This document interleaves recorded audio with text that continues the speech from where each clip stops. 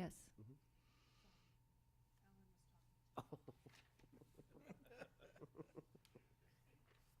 He's going to wear the bracelet tomorrow.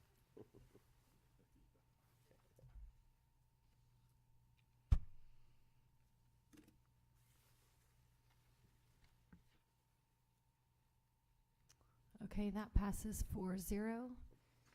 So at this time, we will call Mr. Swartwood forward.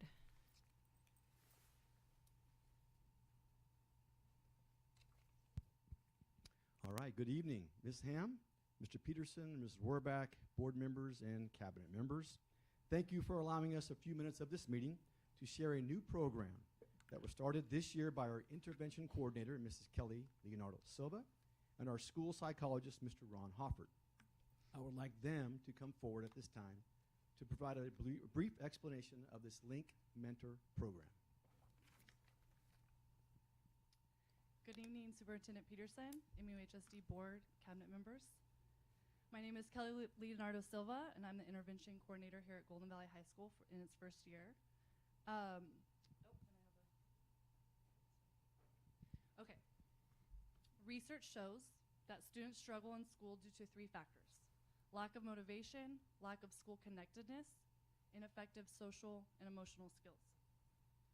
With this knowledge, we came together as a leadership team and started building a Tier 2 intervention program for our students. We wanted to provide something sustainable, and we wanted to start small in our first semester. With the help from our school psychologist, Mr. Hoffer, and our awesome Link crew teacher, Mr. Hanna, we created our Link Mentor program. According to the Healthy Kids Survey, students become more disconnected to school by their junior year of high school. Because of this information, we wanted to focus our Link Mentor program on freshmen only in its first semester. We wanted to remove the barriers right away to make school more equitable. We started our program with 8 awesome Link crew mentors and 6 at-promise freshmen. We created an action plan that consisted of mentor training, weekly check-ins. It consisted of one-on-one ratios with the mentee and mentor. Our mentor training focused on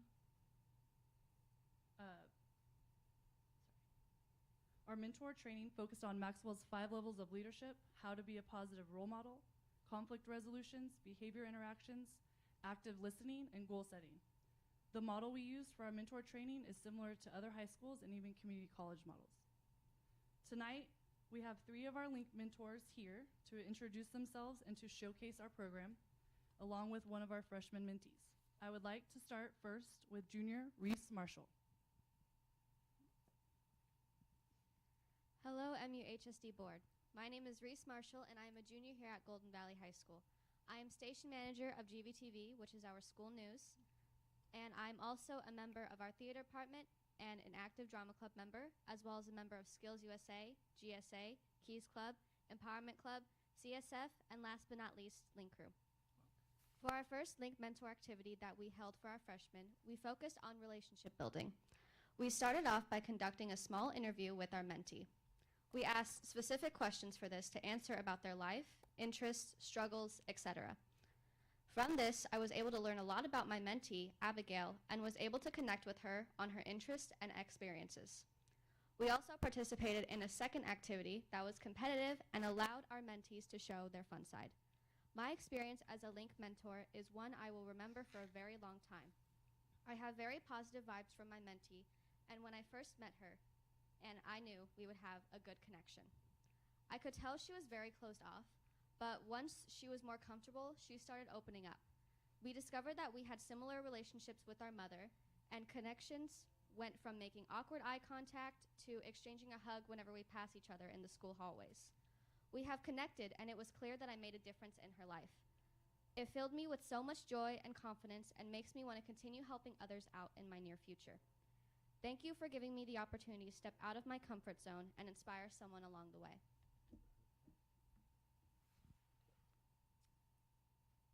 The second mentor I'd like to introduce is Senior Angel Ceja Reyes. All right, then hello, MUHSD Board. My name is Angel Ceja Reyes. I am currently a senior student athlete and also part of Link Crew and FFA. The second activity we executed with our mentee was goal setting, as we were able to sit down with our mentee and talk about dreams, goals, and aspirations. As we focus on one long-term goal, three short-term goals, and how they will accomplish them, and how they will accomplish those goals. Also, during this activity with my mentee Eli, I was surprised with how well he listened and paid attention. I could tell by his body posture and eye contact that he cared what I was talking about. I think Eli and I had a deep, genuine connection because we both shared the fact that we lost our fathers while in school. The Link Mentor program has impacted my life because it made me realize not only I can help someone else change their life, but I can change mine as well. As it made me become a better person overall, to never be negative and to keep on overcoming challenges. And thank you. The third mentor I'd like to introduce is Senior Travis Laws.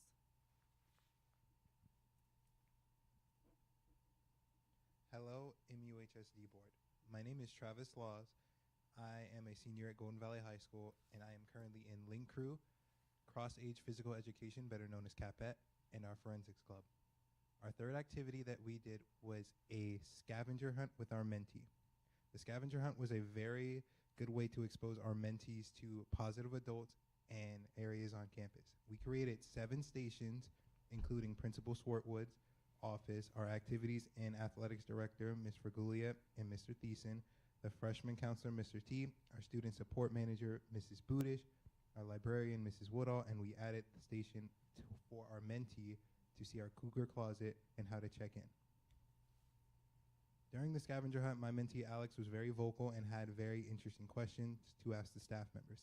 He was very interested in learning about what made Principal Swartwood and Mr. T want to keep their jobs and what kept them motivated to choose their jobs. The Link Mentor program taught me that I can be helpful to people and how much being friendly can mean to someone. I feel like I am a better person and more understanding of people's situations, and I feel like the program has opened more verbal communication for me and look forward to continue it in the future. Thank you. Okay, and last but not least, I'd like to introduce our mentee, freshman Eli Barajas.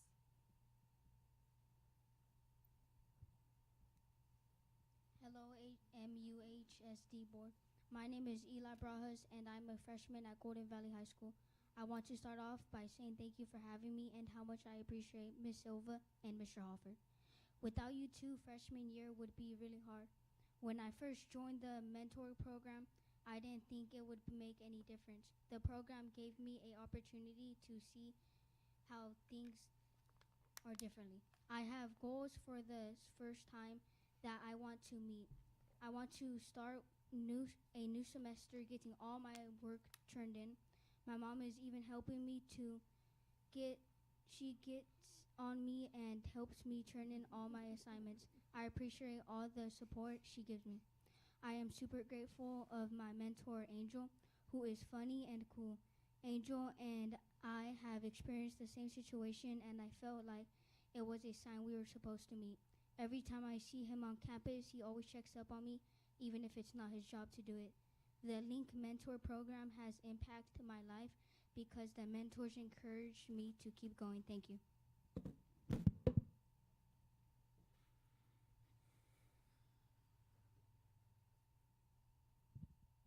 Good evening, Mr. Peterson, Cabinet, and esteemed board members. My name is Ron Hoffert, and I am going to go over some data with you, share some data with you, but wow, I mean, I think the evidence that this has impacted lives is, you just heard that right now. It's really hard to quantify human connection, and so what we did is Ms. Mayo actually connected me with the Panorama data, and we pulled from Panorama the school connectedness scale, and so that's what we used with our mentees. And so as you can see, over the course of 8 weeks, the school connectedness increased by about 2 points for each of our mentees.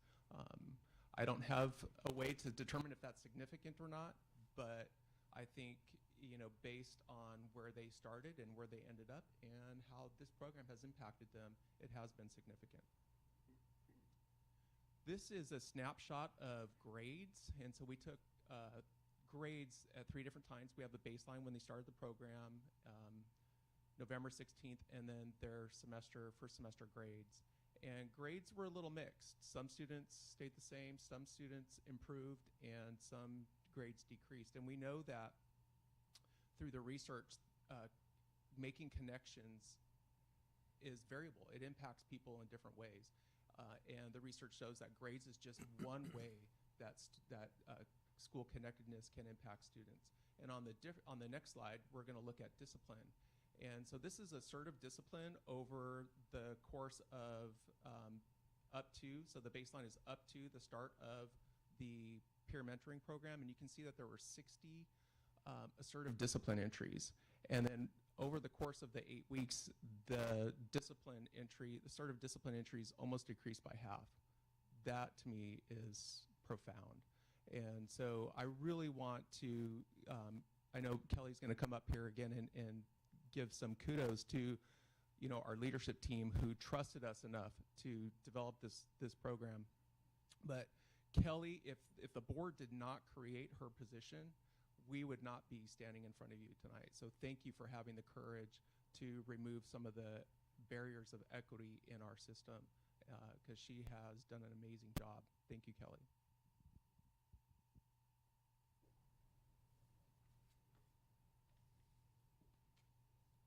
So I just want to end with a few thank yous. I want to thank Principal Swartwood for allowing us the opportunity to create and to explore and to pilot this program and to showcase tonight. I'm really proud. It's not where I want it to be yet, but there's a lot of work in progress and a lot of plans for the future. I want to thank my awesome students, our mentors and mentee Eli, for showing up and having the courage to speak in front of a lot of strangers, right? And I would like to thank our awesome Link Crew teacher, Mr. Hanna, for allowing us the time and opportunity to explore.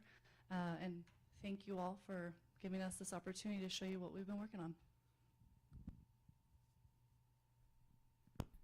Questions? How many students are currently in the part of this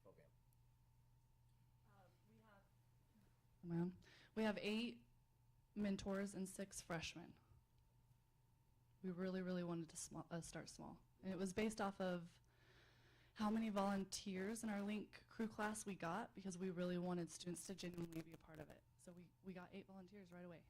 That's fantastic. Yeah, and they've been just, no data can really show how amazing they've been. They've been on board since the minute we started.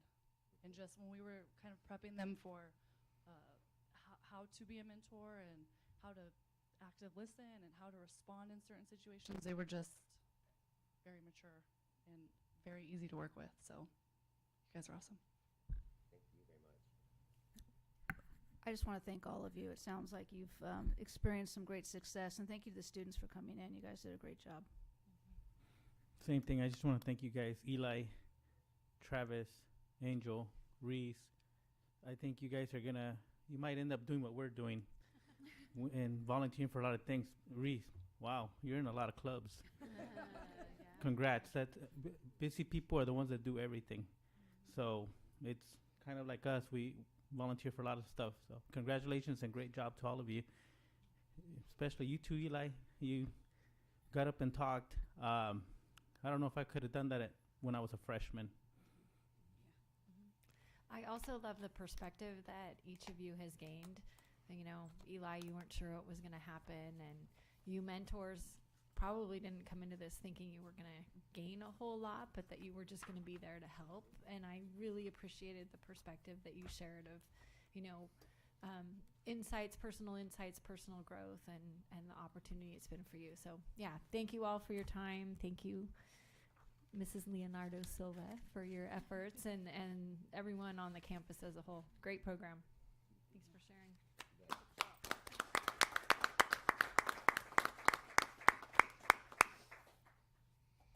Now Mr. Swartwood's going to give us another update. Yes, I'm back. Thank you. Thank you, Kelly, Leonardo Silva, and Mr. Hoffert. Mr. Hanna, for your help with this too, and for our awesome students. That program will only expand next year. They don't know that yet, but it will. It's going to expand. So, some things I'd like to talk about this evening and some thank yous I'd like to do. Talk about Golden Valley High School. First thing I'd like to talk about is we have a new program app we're using on campus called Minga. I wanted to brag about this a little bit and talk about it because it really has been very, very successful on campus. And what that program is it starts out as a digital ID system, but it becomes much, much more than that. It becomes a way to have a hall pass system, a comprehensive hall pass system. And the goal was to get kids into class where they could be engaged and therefore will learn. And we've seen an incredible improvement with our hallways this year using this Minga app, and I want to thank our campus liaisons and our teachers for buying into this system so good and following the protocols so well that everybody notices our hallways are better. And with that, again, becomes increased in classroom instruction. So I wanted to start with that. To our theater and drama program now. Our students started off this year working on a high school appropriate adaptation of An American Werewolf in London. Maybe some of you saw it. They had special permission from John Landis to do this play. The technicians in this play, and Reese was one of them, they worked on they were in Burbank for a week earlier this year. They took part in the training from Oscar-winning makeup artist Brian Sipe. He worked on the sets of Guardians of the Galaxy, Captain Marvel, X-Men, Mandalorian, and he showed our students how to fabricate silicone prosthetics. And all of the props in the theater play were done by our students. So it was a fantastic play. Thank you to Amber Kirby, who continues each year to impress me and to work very hard to make sure our program offers many opportunities to our students. Our band program captured first place in sweepstakes at every event they attended. All three of our jazz ensembles scored in the 90s, which is the highest you can score. In their first two jazz ensembles this year, our color guard and percussion programs are thriving with hardworking, dedicated students. Thank you to all of our coaches, especially Mike Vasquez, for his strong effort in making sure our band program is the best around.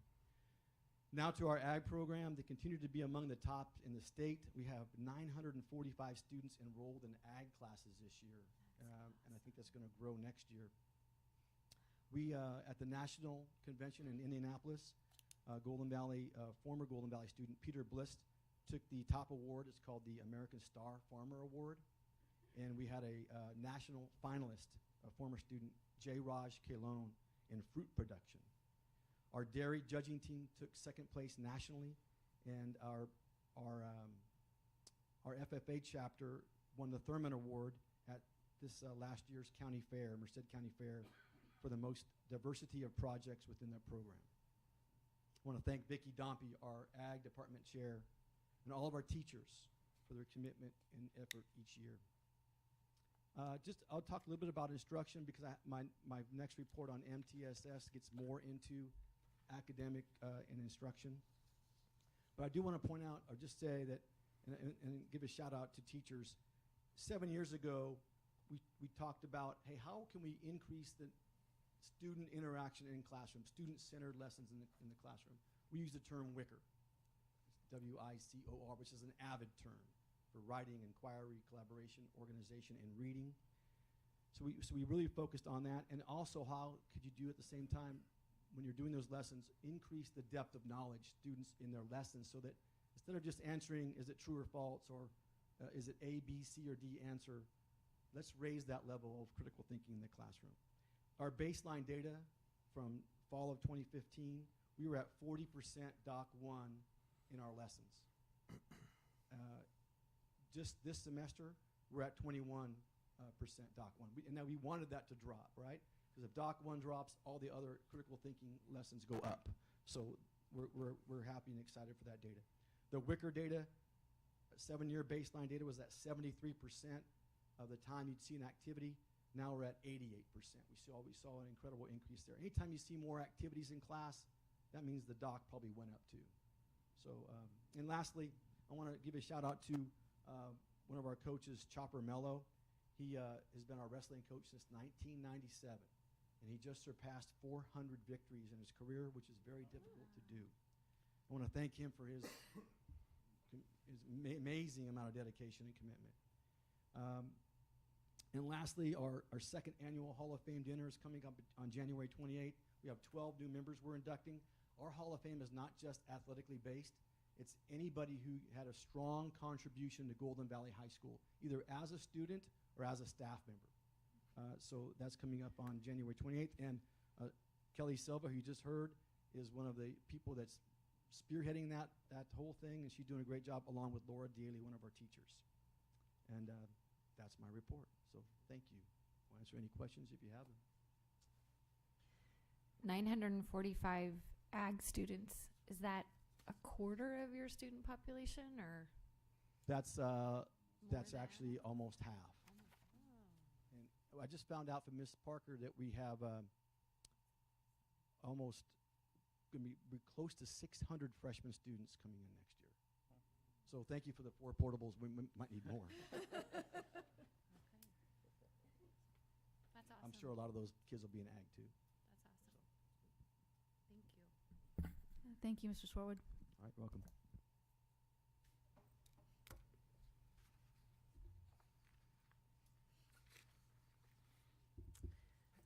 Okay. Now it's time for the general public comment period. The meeting is recorded. Individuals addressing the board are asked to fill out a speaker card located in the back of the room. Complete a blue card to speak to an item not on the agenda and a yellow card to speak to an item on the agenda. Please return the card to the administrative secretary of the governing board. Individuals addressing the board shall be limited to 3 minutes each with no more than 20 minutes per topic. During this portion of the agenda, the public is invited to comment on items which are not on the agenda but are within the subject matter jurisdiction of the Board of Trustees. The board will take no action at this time, but may refer the issue for further consideration. Individuals who wish to comment on agenda items shall be provided an opportunity to comment after the staff report and before the board's consideration of that item. Individuals who cannot wait to address the board when the agenda item is addressed may make their comments at this time. We have no speaker cards. Okay. So, Mr. Swartwood, you're up again for Superintendent Goals Update.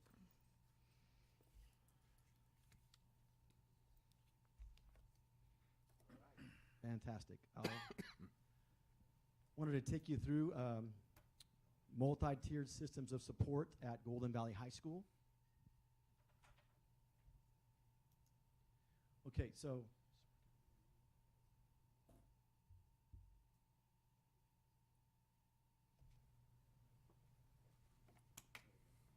all right, so MTSS, I'm sure you've heard this before. There are 3 main categories: academics, behavior, or school-wide expectations, and then social emotional learning at school.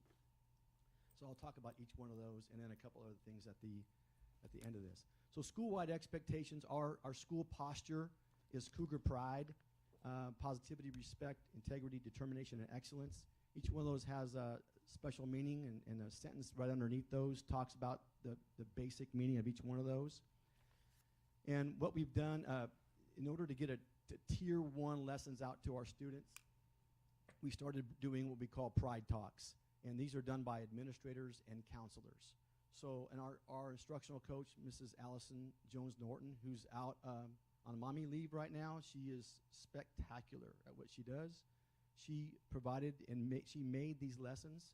So the first one, Lesson in Civility, that is linked into this program here, is all about respect. And this year, all sophomores will hear about this lesson. She made a new lesson this year, the lesson in positivity. All freshmen and freshman seminar classes will get this lesson later this month. We plan to expand into the other 3, the integrity, determination, and excellence, in the next school year, so that next school year, all Pride Talks will occur in all 4 grades so that they hear these things constantly, again, as a tier 1 approach. We have a system what we call Cougar Bucks. Mrs. Parker is in charge of that. Each administrator and liaison and any teacher who wants them can have a stack of Cougar Bucks. And basically what that is anytime you see a kid doing anything that has to do with Cougar Pride, give that student a Cougar Buck. And then they can trade that in for a free snack at our nutrition break. And on the back of it, it has a little thing where you put your name and your student number. We'll do drawings once a week for gift cards beyond that. So So it's a way to encourage them to show their Cougar pride. Under the heading of social emotional learning, talk about tier 1, 2, and 3. We have a character strong curriculum that we started last year. As far as tier 1 goes, all of our freshman seminar and an English 10th, 11th, and 12th grade, so that all 4 grades get lessons. They're delivered not once a week, but almost once a week. There's like 28 lessons of character strong, and there's 37 weeks in the school year. So almost every week they get a lesson. Again, those lessons are all based on research-based and the capsule standards for social emotional learning. Students that need extra help, their counselors are always available to them to help them with social emotional health. And then we can also use our APs, myself, our SSM, and we also have Sierra Vista counseling. Students that need further help, our counselors would also go in that category, although I didn't put them in this, but they would. And we also have SSM available to them. Mrs. Kelly Silva helps with that. And then we have district programs like UDA and DRC. RAFT is a county program that is offered to parents. It's not mandatory, but it is offered to parents.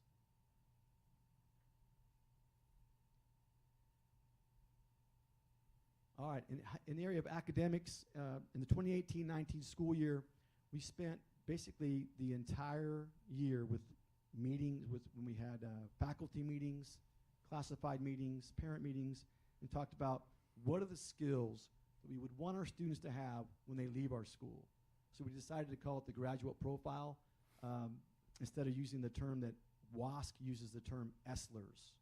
And a lot of our parents would look at us sideways like, what does that mean? So, but when you say graduate profile, everybody goes, oh, I know what that means. So we put this together.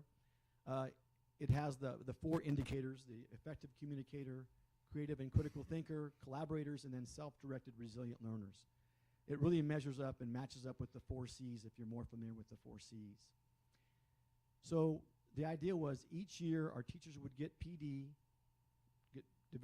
professional development to be able to teach the skills in any one of those indicators. We wanted to go slowly because if we tried to throw it all at once, we didn't think it was going to work.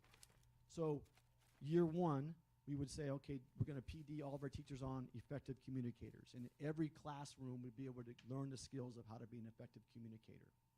Year 2, we would add in creative and critical thinkers. This year we would have been done with it by now if you look at when we started this, but when COVID hit, it all kind of went away, right? So we're just kind of getting back on that track now. This year we are doing collaborators, and then next year we'll do PD on self-directed resilient learners.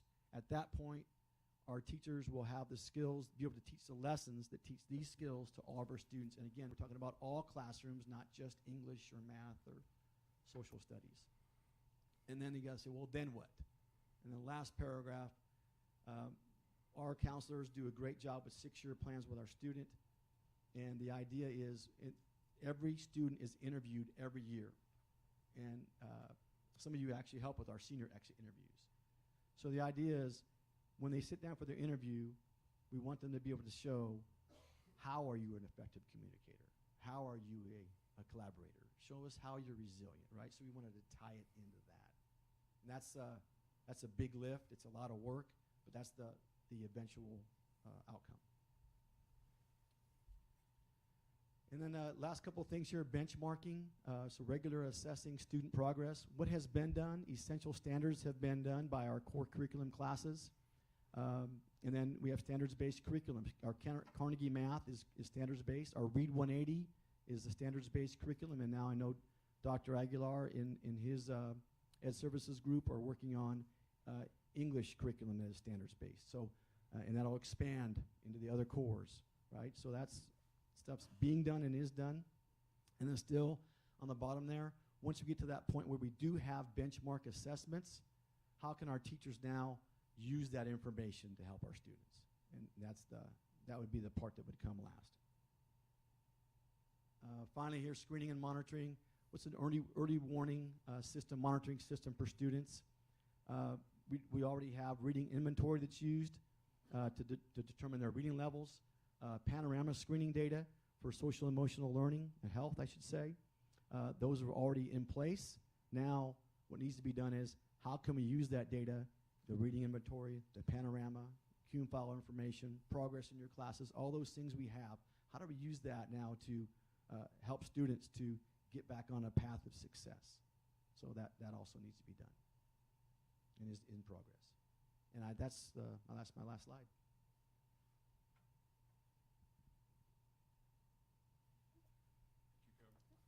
All right, welcome. Thank you. Dr. Aguilar? Yes, I'd like to follow up with that outstanding presentation from Principal Swartwood with some of the work that's going on district-wide in the 4 areas of English, math, MTSS, counseling, and special education.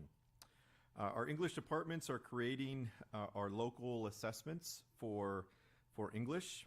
We're going to follow the same format that we have for math. By this time next year, we will be ready to give students a 3rd and 4th quarter benchmark while we're also working on a quarter 1 and quarter 2.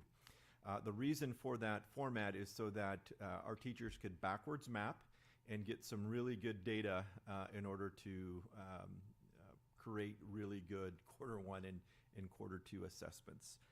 Along with that, a pre and post test will also be essential so that we can look and measure and assess student growth, individual student growth.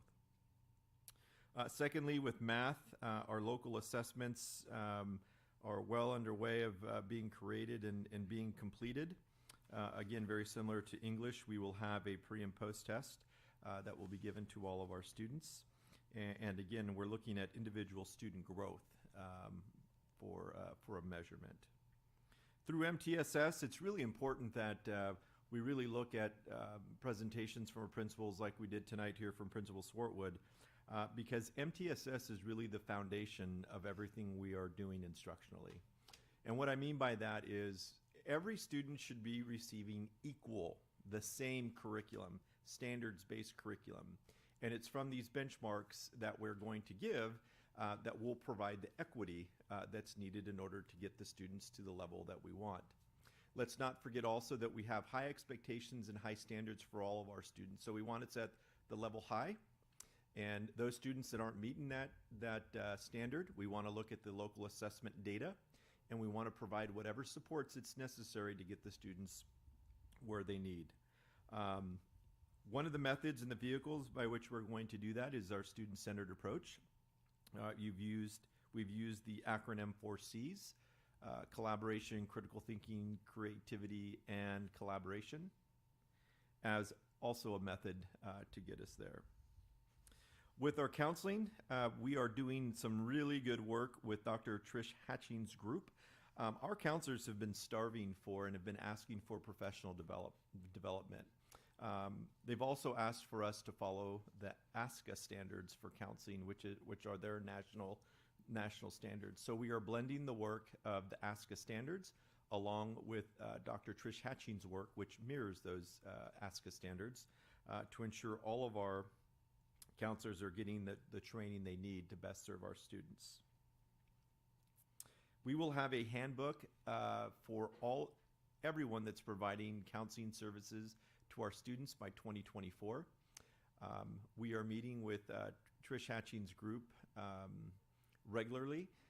It's really, really important to us that we're not pulling our counselors out of the class frequently so that they're not there to serve our students, which is why it's taken us time.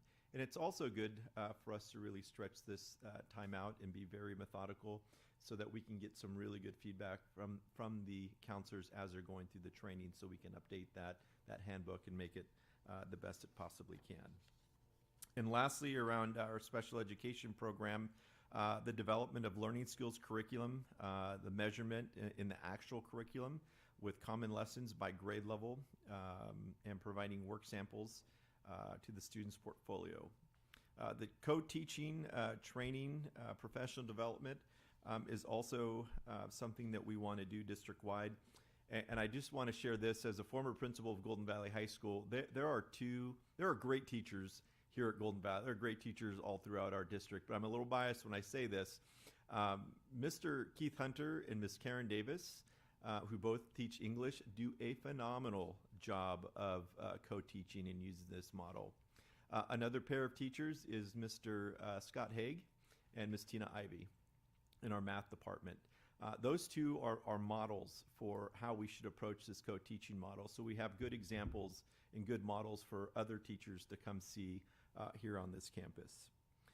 Next, our SDC lesson planning, ensuring that our students, we do have a high expectation for our students in our special education program, in particular SDC program. So lesson planning is there at the forefront as well. So that's a quick overview and summary of the superintendent goals for this year. The superintendent recommends the board adopt the 2023 superintendent goals and possible metrics. We're not on the action item yet. Thank you. Sorry, getting ahead of myself. I'm getting so excited. You got the hard part done. I'll make the motion. Whoa, whoa, whoa, whoa, whoa. All right. Out of order. Does anyone have any questions? Yes, Dr. Aguilar, what are the proposed dates for the first math benchmark? You know, I don't have those offhand, but they're set.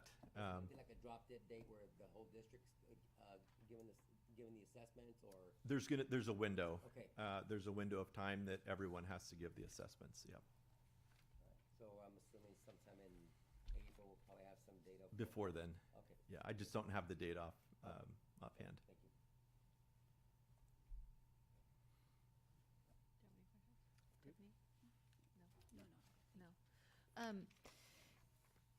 Would it be possible for us to hear from some of the counseling staff as to, you know, how this has changed things for them, for the positive, maybe different, that would be helpful to hear.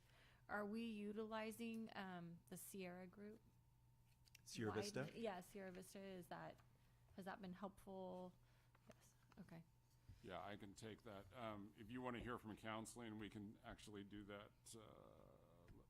I think February or March would be the appropriate time. When is the next hatching training? Another week. Oh, so we can do it in February then. I have talked to every single department chair at all the sites with regard to counseling in the last week. Just really good feedback, just trying to get a feel for where we're at, what's working, what's not, directly from them. And I think that's a great idea to have a couple of them come here. Okay, thank you. And then can you talk a little bit more about co-teaching and what the desire is district-wide? So the co-teaching model consists of your core teacher, for example, Scott Haig and Karen Davis. They're your traditional math and English teacher. And Tina Ivy and Keith Hunter are our special education teachers. Our special education students are in mainstream classes. They're in with all students. And they're there to support all students, but in particular, our students that are in our special education program. They have relationships with the students that they have in the classrooms, and they're also very sensitive, hypersensitive almost to the needs and their learning abilities and how things need to be retaught or even presented to them. So they're that equity piece that we talk about. They're that extra layer of support that our students are getting so that they're getting the same. I talked a little bit about Tier 1. Everyone should be getting the same, right? Everyone should be getting the standards-based curriculum. But we know sometimes that students need a little bit more. Keith Hunter and Tina Ivy are there to supply and support the students to get that little bit more. So you're hoping to take that district-wide is what you're saying? Yes. Okay. Yeah, it's a really, I would encourage board members to walk into those classrooms, and it's a relationship. Keith and Karen have a relationship over the years. I mean, they've been together since I was here, and even perhaps when Alan was here. Same thing with Scott Haig and Tina Ivy. So those are the types of relationships and pairings that we want all campuses to make. Okay. Awesome. Okay. Can I intervene here? So we have the action item, the description and background done. So when we come to that, we'll just vote on it. Now we need to go back to the LCAP item and go over that. That's on report section. Yep, sorry. Again, getting excited with all this great stuff that's happening. It is exciting. Yeah, here's our visual dartboard for our local control accountability plan. And you'll note, I'll start from the center, all students are college and career ready. That's at the core of everything that we do. The goals around that for our local control accountability plan are around equitable access, school climate, recruit and retain highly qualified staff. And around the green, you'll see our core values. My eyesight's getting really poor, like Dr. Weimer's here, so bear with me here. Stakeholder involvement, fiscal sustainability, technology innovation, and instructional leadership. So all of those items, we want to ensure that we're weaving in to how we are budgeting, how we are staffing, how we are supporting all of our students to ensure that they are college and career ready. We can go to the next slide, please, Miguel. Thank you. We are right now in the process of, we just got through implementing last year's LCAP. So you'll see that image there in fall 2021. Where we're at now is we're looking to establish a new LCAP for the following year so that when we begin the year and begin this process, we can also evaluate how we've done. So if you go to the next slide. So following this model, here are the dates that we have set to meet with all of our stakeholder groups. You'll see that we are meeting in person, and we will also be using Zoom in some instances. Where we use Zoom is something that requests that parents have made to make it a little bit more accessible. When we get down to the last couple meetings at the Mondo building there at Merced County Office of Education, we're going to do a blend. So we will use Zoom, and we will also do it in person. And every meeting that we have will be from 5:30 to 7 o'clock. So we look forward to beginning this process. It's a well-established process that we have, and we look forward to sharing the results and the things that all of our stakeholders have to say.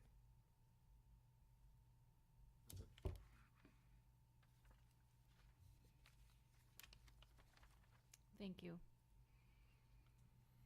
At this time, it's open for employee association comments. Do we have someone from either association here to comment? Oh, please. Please.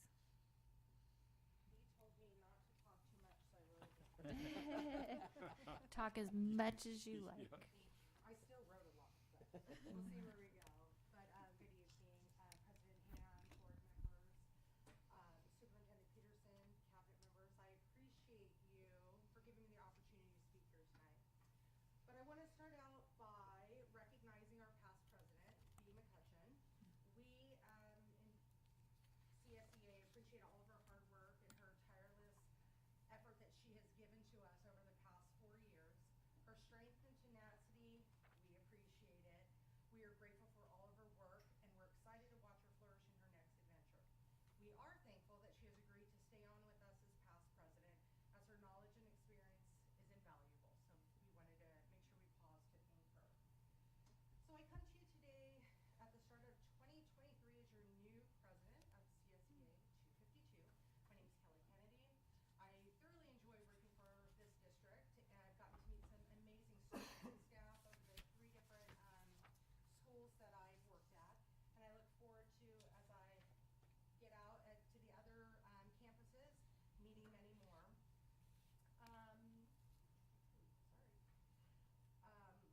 What I've learned from our students is that they're extremely unique, creative, and diverse. They've shown us time and again that they're flexible, ready to pivot, and willing to work to be successful. Our students deserve the best teachers, the best staff, and the best education. So as I shared, I am the president, but we have a lot going on in the community now. But I wanted to share with you that Rosemary Cota will be staying on as our vice president. Brianna Chavez will be our secretary. Ruben Hurtado is going to take over as chief job steward this year. And Cindy Garcia has agreed to stay on as treasurer while we work and get a new person trained. Several people are going to be joining us for training in Fresno on February the 4th to learn the job title and what's expected of them. So with that being said, I know that we have a lot of work to bridge the gap between the district and the classified employees.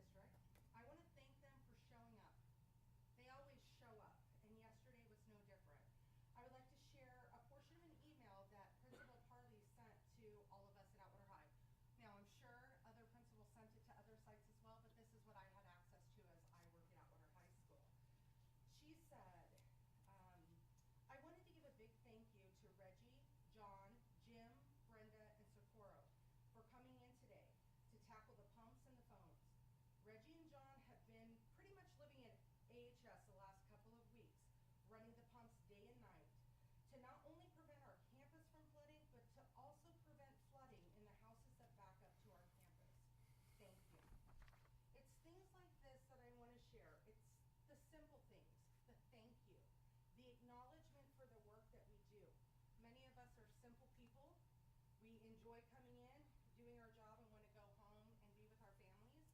And just know that we appreciate the acknowledgement for our hard work, our sacrifices, and the small things don't go unnoticed.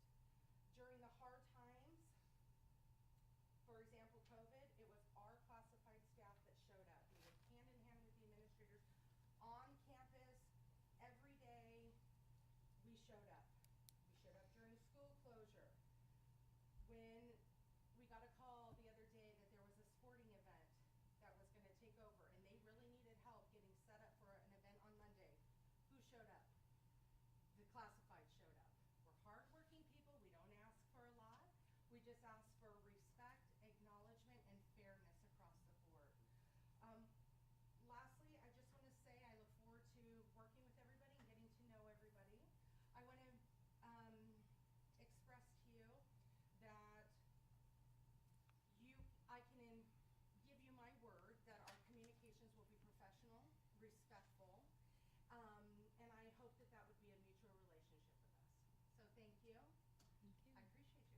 Thank you. Thank you. Thank you very, very much. Congratulations. That's so sure. Excellent.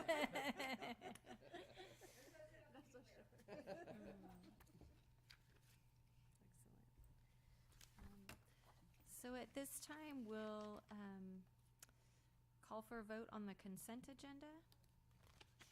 I'm sorry, call for a motion. I'll make a motion to approve. A second? Are there any comments? Tiffany, do you by chance want to read the donations? Would you want me to? Yes, absolutely. Okay, thank you. Then we'll call for the vote.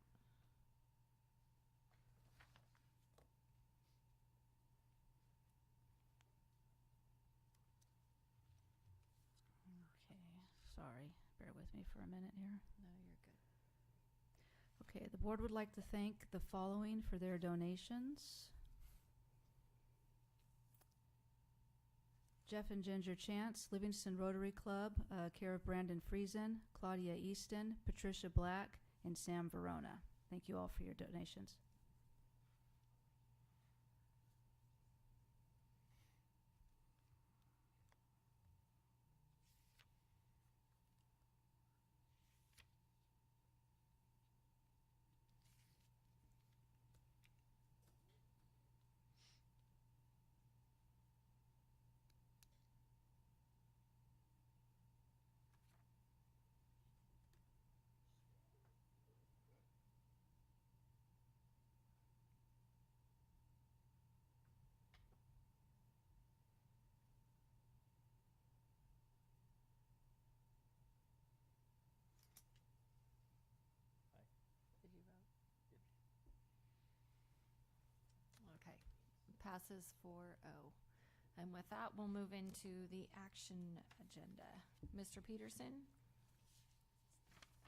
And this is Mr. Aguilar, the superintendent goals. And I'm sorry I was on a call, so I don't know how deep you got into it, but I know you got into it pretty deep. I got it in deep as Okay, we are in he's down. water here in Merced County. All Yeah. right. Can you read the recommendation again, Pastor? Yes, the superintendent brings before the Board of Trustees revisions to, no, that's the wrong one. All right, let me get reorganized here. The superintendent recommends the board adopt the 2023 superintendent goals and possible metrics. So moved. A second? Can you talk a little bit about the what the metrics are? I see what's in here in writing, but I'm not really following how we're measuring this. Yes, just want to be clear that whenever we do board goals, we have this discussion and we make these decisions, and then we actually have to go back to the staff and talk to them about how this is going to be implemented, get their feedback, and they become a part of it, and they will ultimately recommend, we will decide with them what these metrics will be. So I wouldn't get too caught up in the metrics right now. That's why I said possible. they're going to fluctuate and change. But if you have any specific questions on any of them, go ahead.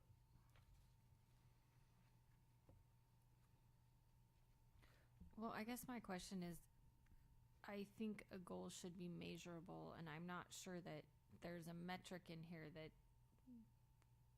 you can actually say is a measurable metric. So if, And I understand you want to go back to staff, and I think they absolutely should be part of developing those metrics. So I appreciate that. But if you're saying that there are metrics built in here, I'm missing them. yeah, if I may, Ms. Ham. So for example, for English and math, the number one metric is student growth. So as we get the local assessments underway, what we're going to be measuring is individual student growth. So with the pre-test and the post-test and those local assessments in between, we'll be able to report to you how students are doing. Okay. So for English and math, that'll be a metric, for example, that is very, very measurable with the use of data. With our MTSS work, that gets a little muddy along with our counseling. There are several ways that we can go about measuring both of those goals. And quite frankly, right now we're right in the middle of deciding kind of how that's going to go. And as Superintendent Peterson just mentioned, we're going to need that. The second half of this is working with staff. So all the foundation, everything has been set up. Now what we need to do is go out to staff to do that. With our special education, I think those are pretty measurable in there in the sense that we want tangible things like lesson plans and things like that for our special education students. Got it. Okay. So I guess where I'm missing something is, I understand a pre and a post test. So based on the effort and the time and the finances, resources we're putting behind a goal, how much growth do we want to see between the pre and the post test? What will we consider a successful implementation? So, for example, if a student comes in, and this is true, this is real. If a student comes into us at a 4th grade level for math, what we're saying is student growth. If we move that student, so we'll know that by having that student take the pre-test. By the end of the year, we'll have data to show you that say, okay, well, that student started in 4th grade but moved all the way to 6th. That's individual student growth. That's success. So as long as we're looking at every individual student as moving forward from where they started, that's success. That is progress. And conversely, we may have students that come in that are very, very high. We don't want to see them regress, right? We want to make sure that they're continuing to learn and not plateau. Okay. Any other questions? No. Okay. Then we'll call for the vote, please.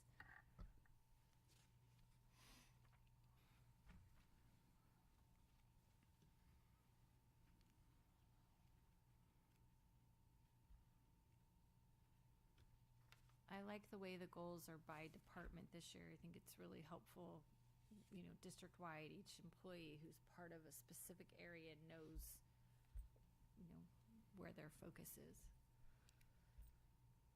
And that passes 4-0. And so now we will move on to the lease purchase agreement for network infrastructure upgrade. Dr. Weimer? So at the November board meeting, the board approved the replacement and upgrade of the district network system. At the last meeting in December, you were given the first part of the actual lawyers battling it out between them and us to come up with the actual contract for the first part of it. This is the final piece, then the second piece to that as well. So with this, all of the pieces will be in place to move forward with the network infrastructure. So the superintendent recommends the board approve resolution number 0922, authorizing the master tax exempt lease purchase agreement and property schedule number 202300028. And you can tell that was written by a lawyer. Can I? I'll second. Is this dollar amount significantly different, or is it the same? How does this compare to what we've seen? It's similar to what we talked about in the November meeting. Okay. The first one, it was closer to the range of just over 7 million. That was the large bulk of the contract. This is the last of it, which is the 2.4 million. Okay, thank you. Anyone else? Call for the vote, please.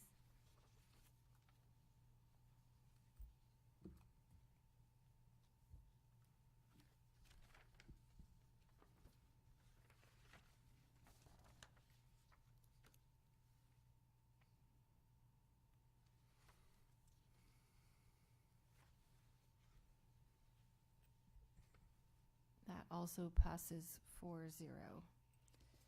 And now we move on to revisions for the high school graduation requirements. Thank you, President Ham. In 2017, the Merced Union High School District created and instituted the Merced Union High School District Equivalency List. This list outlines college-level courses which fulfill A through G level coursework, college prep, and Merced Union High School District graduation requirements.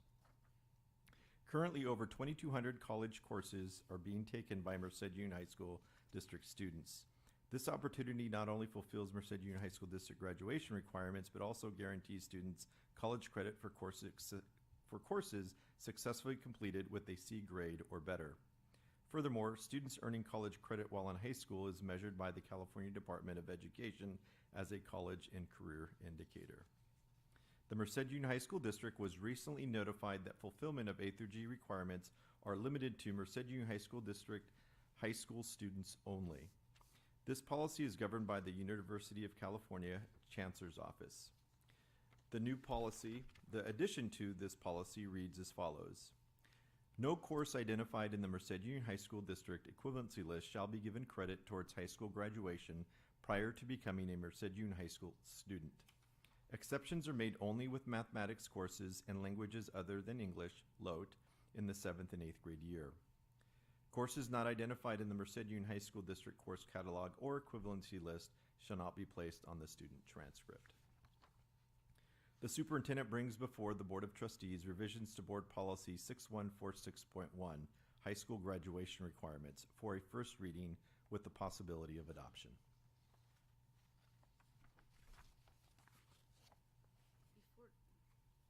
Before there's a motion, can I ask a question? And you may have mentioned this, Dr. Aguilar, I may have missed it, but this begins immediately with class of 2023. That is correct. Is that something that we would want to put in the policy, that it begins with that class, or I think that as opposed to the next year? Yeah, I think having the board policy now, there are 14 students that are impacted.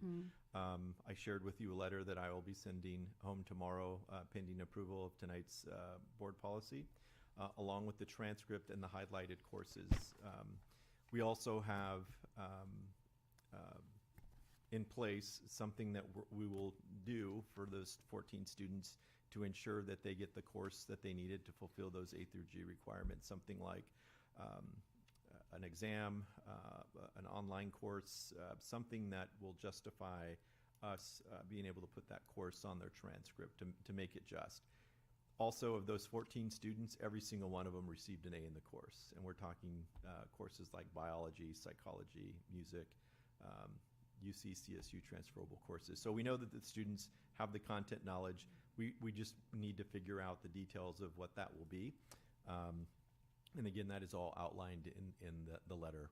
Moving forward, I don't foresee us needing to have any language, Ms. Pickle, in that board policy stating when this needs to be implemented, since we'll be doing it right away. And we're addressing every single student currently in the Merced Union High School District that this will impact. Thank you. Is this a new requirement from the UC? It is. Through the advent of the College and Career Indicator, as you saw, we started this in 2017.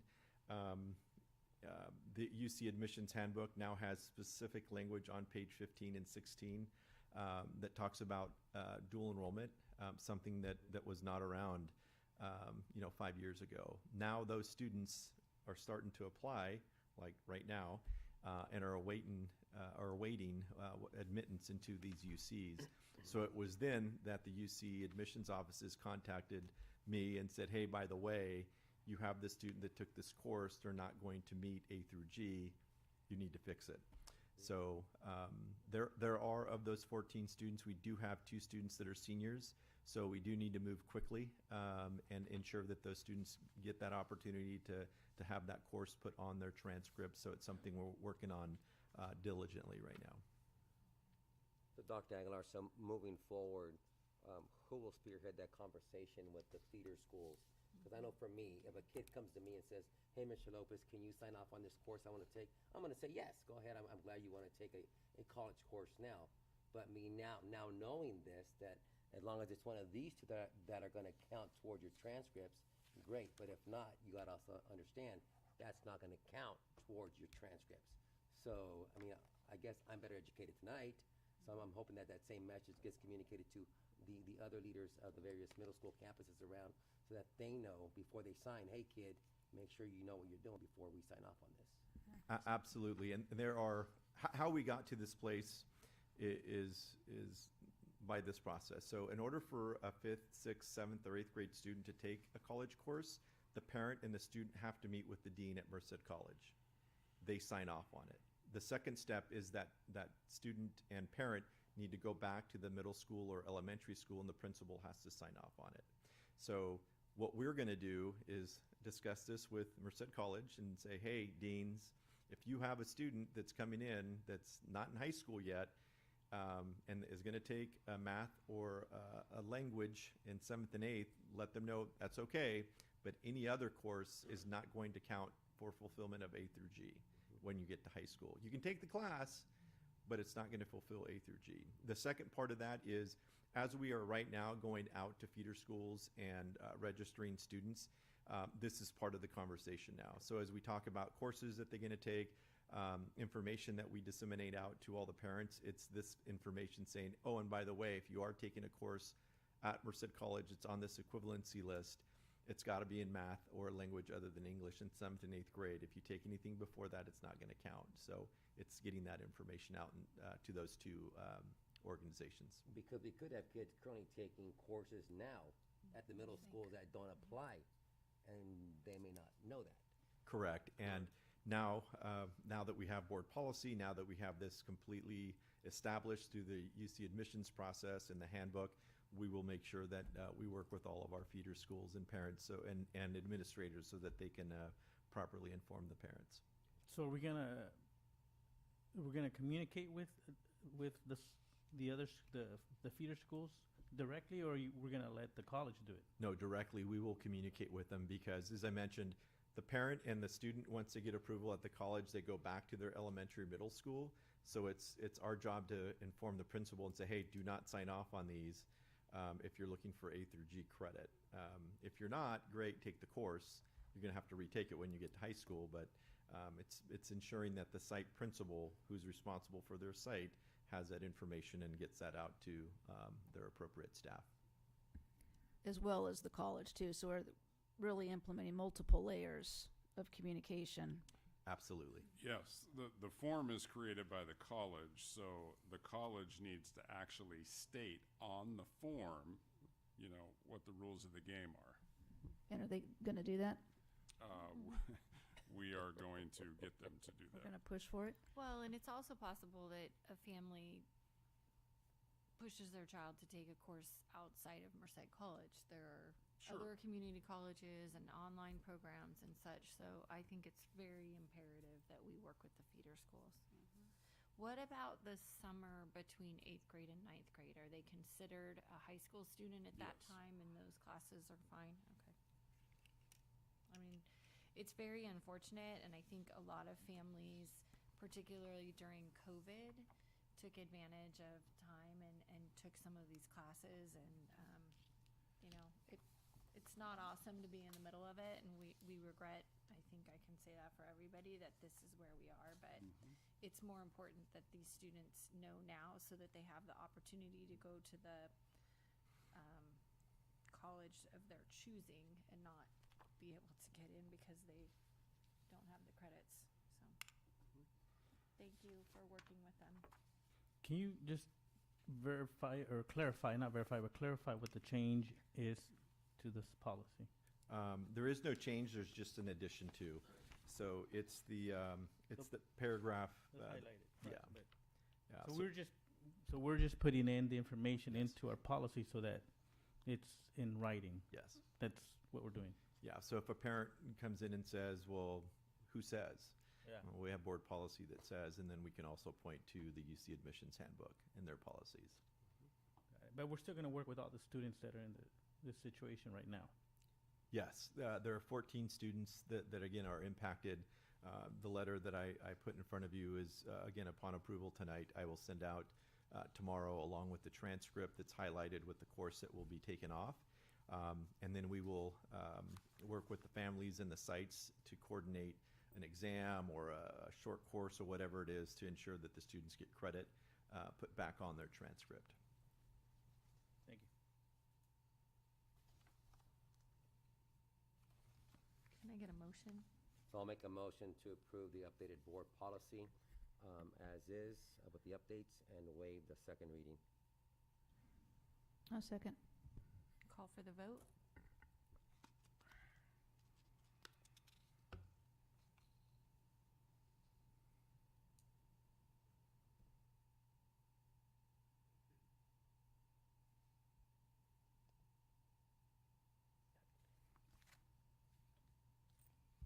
Seconded it, Tiffany? Yes. I seconded it. And that passes 4-0. And so we move to our last action item, education for English learners. Dr. Aguilar? Thank you, President Ham. The revision to Board Policy 6174 updates the current board policy for the Merced Junior High School District to ensure all of the aforementioned, or in the paragraph here in this background and discussion, actions and services are provided to all English learners. The motivation for the change, not only is there a new language put out by CSBA for Board Policy 6174, but we ran into an issue going through our federal program monitoring last year where our language did not match the current policy. So there is nothing new that changes. The only thing that changes is the language and some of the acronyms, like it's no longer the CELT test, it's the LPAC, things like that. So all the actions and services, everything that was in there before will stay the same. This is only changing language so that we're in compliance when we go through federal program monitoring. The superintendent brings before the Board of Trustees revisions to Board Policy 6174, Education for English Learners, for a first reading with the possibility of adoption. I'll make a motion to approve. I'll second. Dr. Aguilar, in this conversation with the upcoming LCAP meetings, how much, I guess, conversation will we have as far as maybe developing an EL-specific goal versus, being a metric or, something action or something? I think that blends in really nicely with our English goal that we currently have for all of our students. So I think that's very appropriate to have during our LCAP discussions on how we can implement an action and service for our English language learners in our LCAP. Thank you. Any other questions? Was your motion to waive the second reading or no? Oh, was it for a second? I'm sorry, I missed that part. Then yes, I'll make a motion to approve board policy as updated and waive the second reading. Thank you. And I'll second that motion. And call for the vote, please.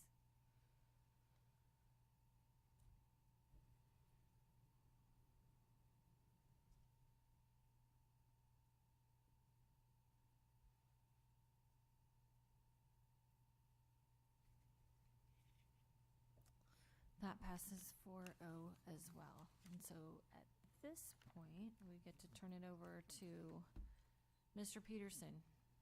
Thank you, President Ham. Just a couple of reminders. Battle of the Books is coming up.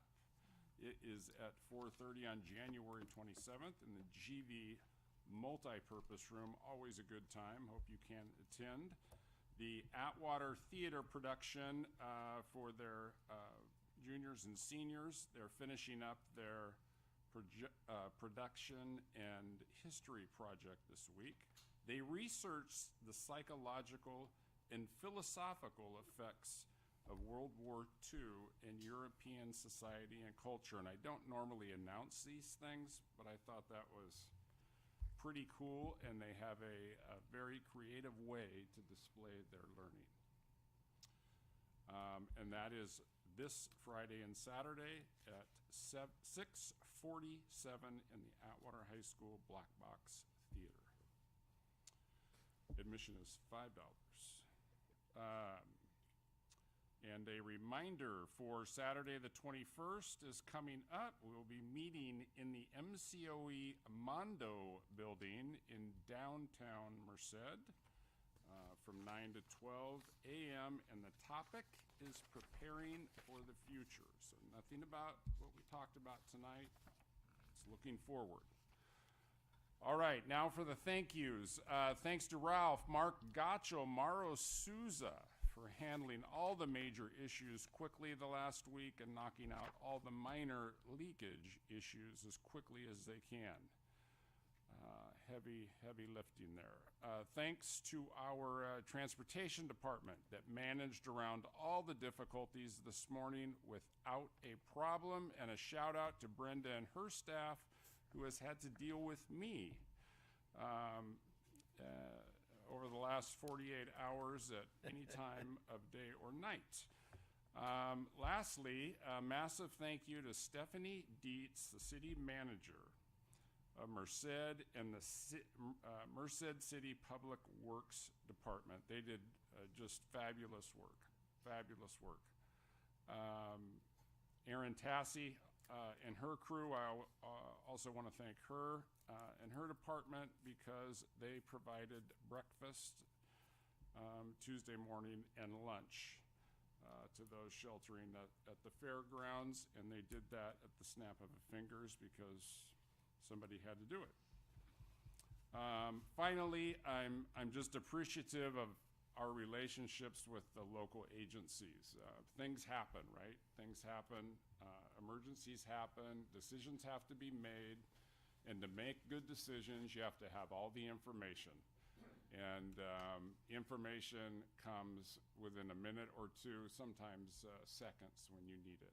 And that only happens because people communicate and talk and are on top of things. So, very thankful.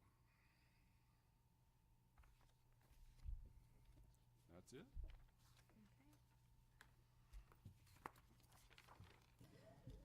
So at this time, do board members have any closing remarks? Sure, Ms. Ham. First of all, thoughts and prayers to all those impacted by the floods, especially the community of Planada. Obviously, you know, I was there for 8 years as a principal, so, you know, they hold a special place in my heart. So I wish them the best as they go through this process, especially those that are deeply impacted, having to relocate and then having those students away from school, and, you know, those things that the kids come to school for. And we talked about connectedness tonight and the impact that that's going to have for those kids and not seeing their teachers, and, you know, just the entire process that community is going to have to go through these next, I would say, several months, you know, just to get through this. I do want to thank, obviously, our district for their flexibility and availability of our facilities to be open to, you know, when these emergencies occur, that we're ready to go. And so I do appreciate that we're willing to work with those local agencies. You know, so other than that, you know, I'm grateful that our sports seasons are going. It's been great to go out to basketball games and you know, just see everything just thriving again, like it was before. And so I'm hopeful that within the next 5 minutes we'll be done, so we can catch a basketball game soon. You're Ms. Ham. excused.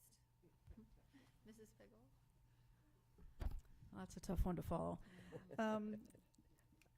Also, just reiterating some of the things that were said. Yes, we are keeping everyone in our thoughts that are impacted, have been impacted, and continue to be impacted by the flooding. Also want to thank all the staff for across the district for their hard work and their efforts, and also for the guidance and the direction given by Mr. Peterson to get us through yesterday and through the upcoming days and weeks as well. As far as some of the other content that we mentioned tonight, I am interested in the number of ELs that we have in the district that we actually reclass while they're with us. I'm just wondering what our reclassification rate is, and that can be built in maybe to some of our discussions or reports and the goals. So, and that's it. Thank you. Mr. Valadez? Sure. I also want to thank the superintendent for directing all staff to do what we could to help all the people affected right away, and to do it right away. So we do want to thank when situations like this come and we take action right away and ask staff to do that. And then, of course, thank you to the staff that did it and reached out to any families that were affected by the floods. So, yeah, thank you for that. And thank you to the staff that showed up to work and took care of the facilities while school was out and during school as well. So thank you to all the staff that stayed behind and did what they had to do to keep the schools safe and flood free. And that's pretty much it. Thank you all again. Thank you, Costa, for what you do for the LCAP, and Mr. Weimer for keeping our money flowing, and everyone else. So thank you all. I don't have a whole lot more to add. I think we have a very strong community, and thank you, Mr. Swartwood, for your presentation, for hosting us this evening. And I think Mrs. Leonardo Silva said they're teaching the students in Link resiliency, flexibility, hopefulness, and I just want to say we saw that with the leadership from our superintendent and our city manager and at all of our sites, and we are a strong and blessed community.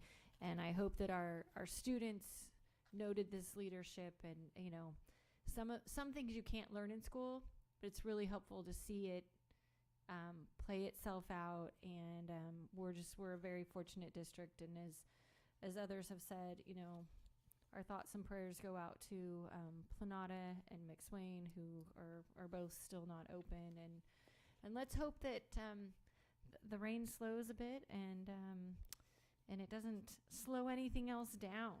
And with that, I will adjourn the meeting so that